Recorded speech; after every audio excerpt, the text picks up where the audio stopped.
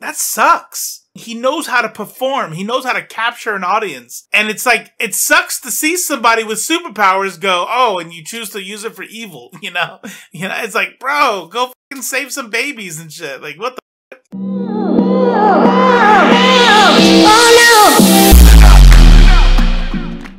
Let me tell y'all something. There are certain types of people that I will never, ever allow myself to engage with in real life or in any sort of debate. Ever.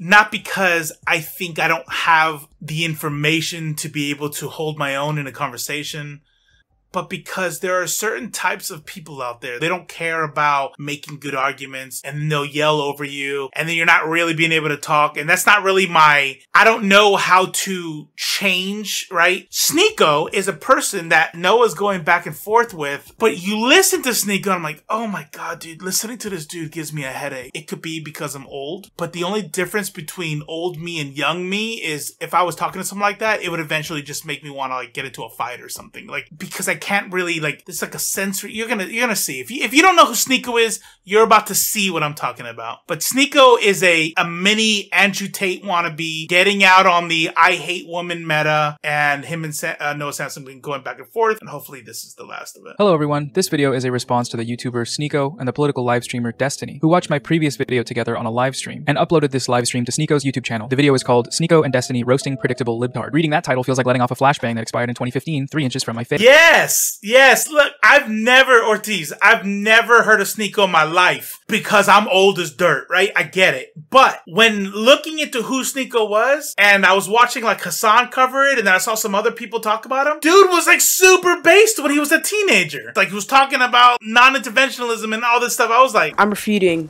the statement. I'm refuting this and saying that the United States should not get involved in Syria.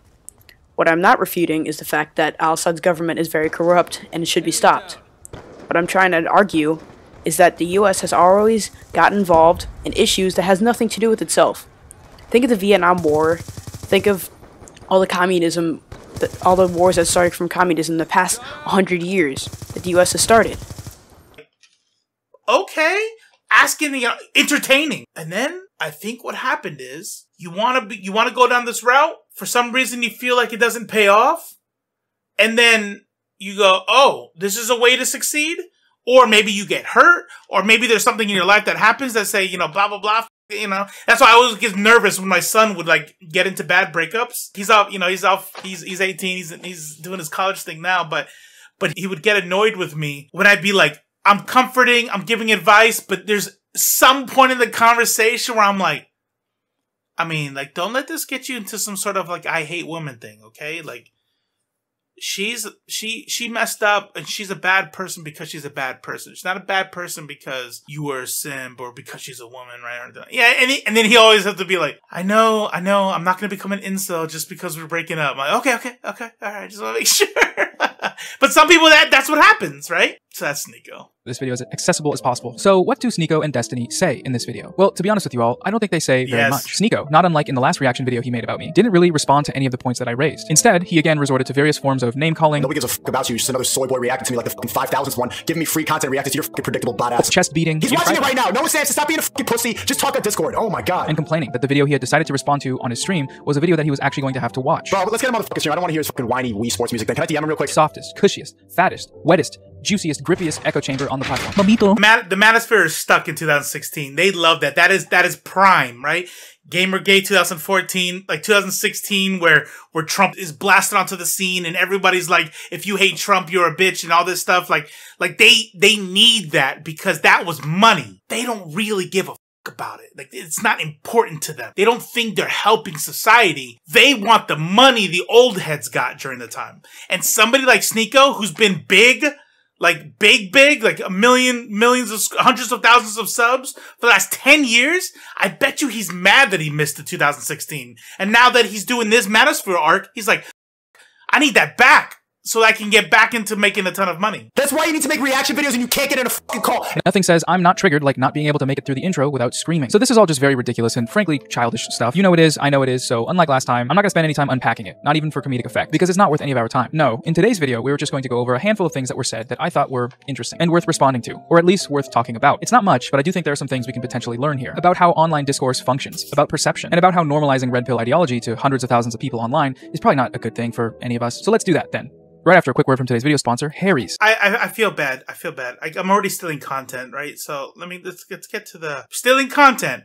But if you want to buy razor equipment and make me feel less guilty about, you know, this whole thing that I do, where I take other people's content and then react to it, you could do this. You could do this. You go to harrys.com/Noah Samsen for just $3. And there you go. Now, yeah, but don't worry. Don't go to Walmart. Don't give Walmart your money. Give Noah Samsen some money. And you know, there. Now I don't feel guilty about stealing content. Here we go. Back to the first thing that I'd like to respond to today is the constant calls by SNEAKO and Destiny and both of their fan bases for me to come onto their stream to talk, to hash out our differences of opinion, and you know, just to have a conversation. My Twitter mentions and YouTube comments have been filled up with people calling on me to defend my ideas live in person on stream. Around the time that this was all happening, Destiny tweeted at me a couple of times and SNEAKO DM'd me a couple of times, all with the same message. Come on stream, let's talk things out. And so the first misconception that I want to clear up here for everyone is that doing this, going onto the stream, would have been any sort of conversation, that we would have been talking things out. In both of his videos reacting to my content, SNEAKO spends the entire time screaming at me and insulting me. Shut the fuck up. Using all the bitch insults, man. That should be a wake-up call enough for you. This is what I'm talking about right there. Like, that right there is, like, triggering for me. Like, I want to be better, right? I want to be more soy. I want to be more beta, right? Because that is what alpha is, right? If anybody ever wonders, like, why the fuck would he call himself a beta? Why would you make your whole channel Beta Boy? It's because of that. Because that is what they think alpha is. I'm like, if that's alpha, fuck it, I'm beta then. I want to be more chill. I want to listen. I want to learn more. Can you imagine talking to somebody like that? Where you're like, well, no, like, think about it. You know, like having a discussion with like red pillars. And it's like, shut the fuck up. Shut the fuck up, bitch. Shut the fuck. You know what I mean? It's like, oh my God, I just want to punch you in the face.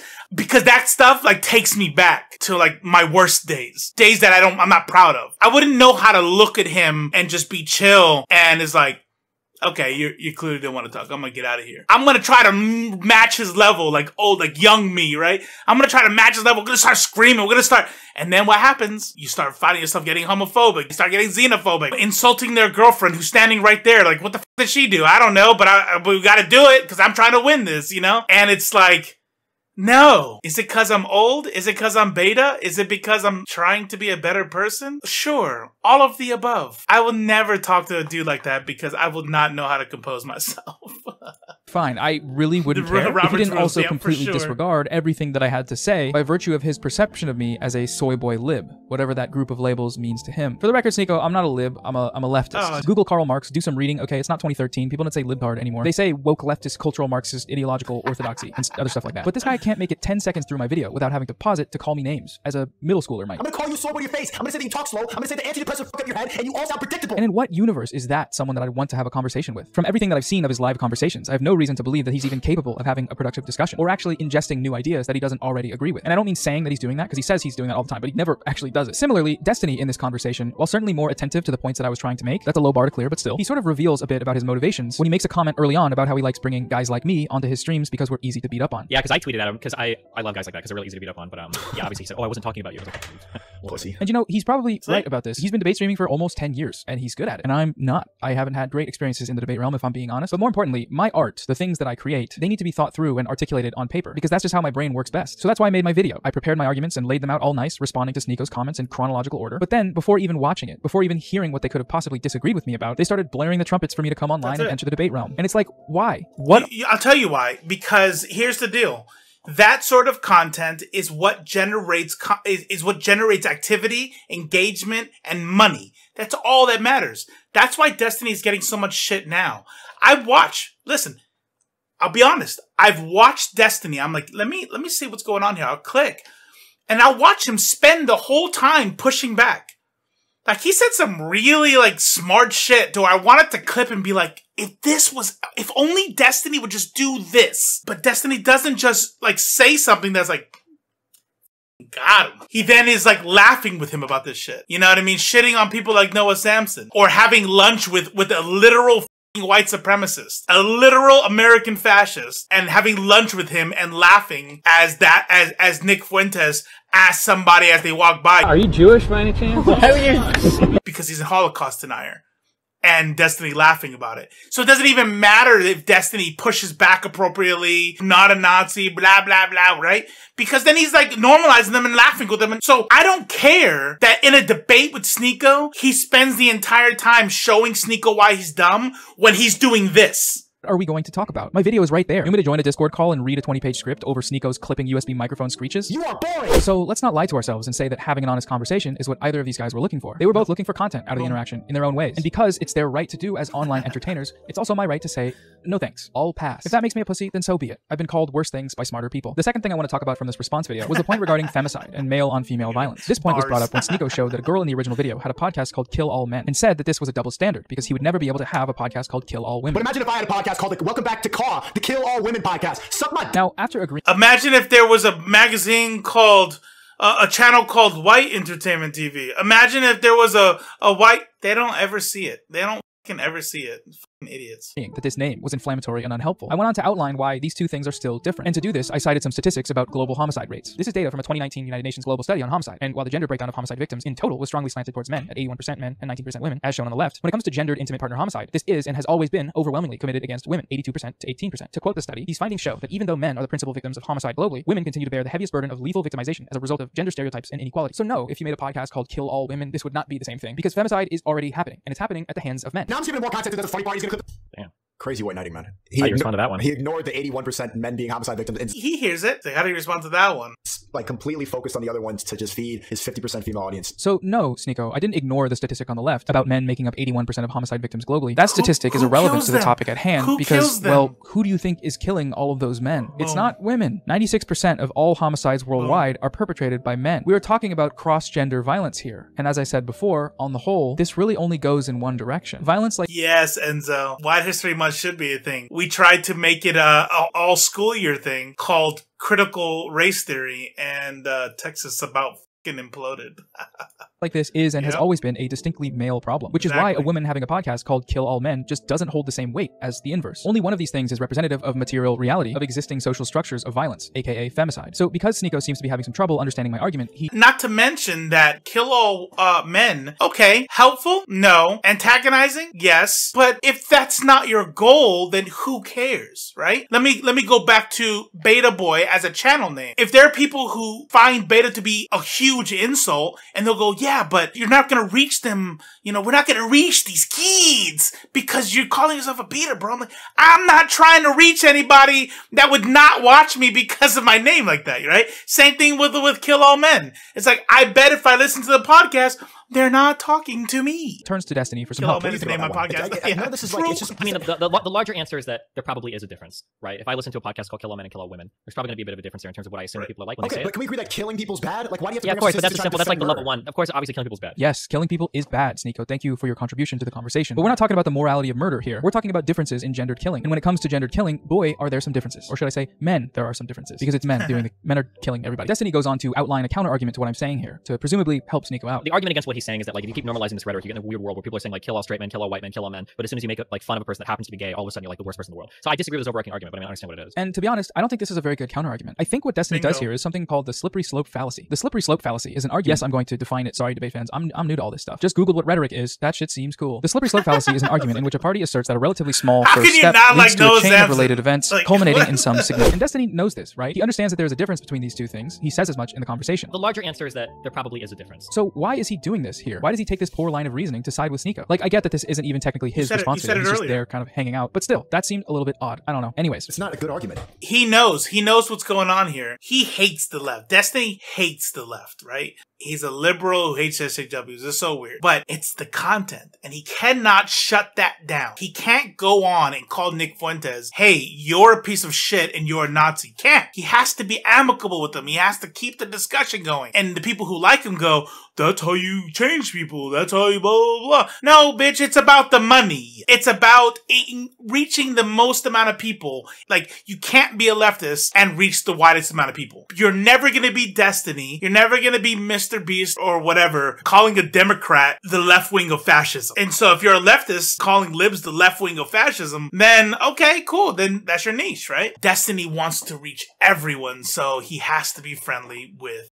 pieces of shit. Teacher, and I teach 6th grade. We've been in school for 3 days now, and within these 3 days, the amount of young 11-year-old boys that told me that they love Andrew Tate is ridiculous. This man is really affecting the minds of young men. I had a boy today, 11, turn to a girl and tell her that she's fat, women need to be thin, she sits at home and she eats all day, and that she's like every other girl in the world, and that she uses men to get money. And at least he's a hardworking man and he works for his money. I'm gonna start being in this category. There's gonna be teachers pretty soon saying this shit about me. So SNEAKO, upon hearing this story, takes the opportunity to first brag that the thing that's happening in this video will soon be happening with kids echoing his words, and talk about how when this happens, it will be epic and base. The raging misogynist idolizes the more famous raging misogynist who could have seen this coming. And another thing, note the reactions from SNEAKO's chat. Hundreds of people are spamming comments like W Tate, commentate W Kid, all ostensibly in support of what the teacher said that this kid had done. But remember, we are the NPCs. We're the bots who repeat everything. Now, I want to make one thing clear. I watched Destiny's appearance on Fresh and Fit with SNEAKO, and I thought he did well there, all things considered. It's why I feel like I'm being fairly lenient in my criticisms here, because I recognize the fact that the more pushback these red pill ideas face, regardless of where it's coming from, the better off we will all be. But in this video response here, he seems to be doing just the bare minimum. And whether that's because he's busy gaming, or just on good terms with this SNEAKO guy, or maybe because he just doesn't like me. I hate this guy, so there's not much for me to say. I'm not sure, but it doesn't really matter. The point is that doing the bare minimum can actually be pretty harmful when you're dealing with someone like SNEAKO, an Andrew Tate clone, a guy who just very obviously detests women and wants everyone else to do the same. This guy, it's like after this video, and if like right now he's ducking like even getting a call, I'm never gonna speak about him again. I'm gonna try to see if he makes his own good content, but we already know low IQ, slow, boring, no one gives a f. So this is a minor amount of clout, and nobody who's here in the stream is really gonna go watch his videos. They already know his opinion. He's not gonna say anything like unpredictable. It's stupid. I saw this sentiment parroted in my comment sections as well. Cloud Shark, Drama Farmer, and so on. And this is funny because, well, if I'm remembering correctly, SNEAKO is the one who made a video about me first. This is what I'm talking about. Look at what everybody's saying in the chat.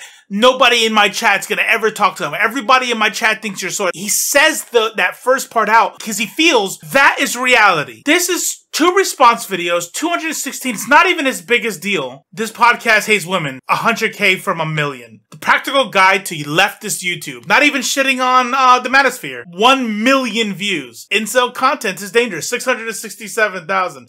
I mean, debate bro. Nothing to do with the right wing. 500,000 views. Almost 500,000 views talking about fat phobia in comedy. Clearly he's doing his own shit, but the chat doesn't care about that. That's what I mean about like, I hate talking to these people because it doesn't matter. Anyways, the last point I want to bring up is a response to a comment that SNEAKO makes towards the end of his video. I'm again talking about how his audience's perceptions have changed over time. And I think for a lot of your fans of your older content which seem to mostly avoid this sort of thing, seeing you fall for the bait is a sad thing to watch. When they tell you that you fell off, they're not talking about your subscriber counts or your TikTok views or anything like that. No, you're doing just fine on that front. They're talking about the quality of your work. They're telling you that your content no longer moves them in a way that it once did. At least that's what it seems like. Yeah, to soy boys. So I'll just leave you in the past. Fuck it. I don't give a f. I'll leave you in the past. He knows that his position has completely changed. That sucks. He knows how to perform. He knows how to capture an audience. And it's like, it sucks to see somebody with superpowers go, oh, and you choose to use it for evil, you know?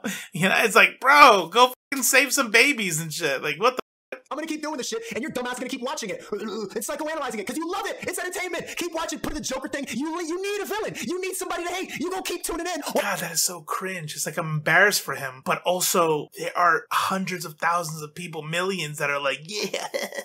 And they are middle school. He knows it. He's like, that's gonna be me. There's gonna be teachers talking about me. Because this is what they need. Like, a piece of shit, badass middle schooler is going to look at this and go, this is hilarious.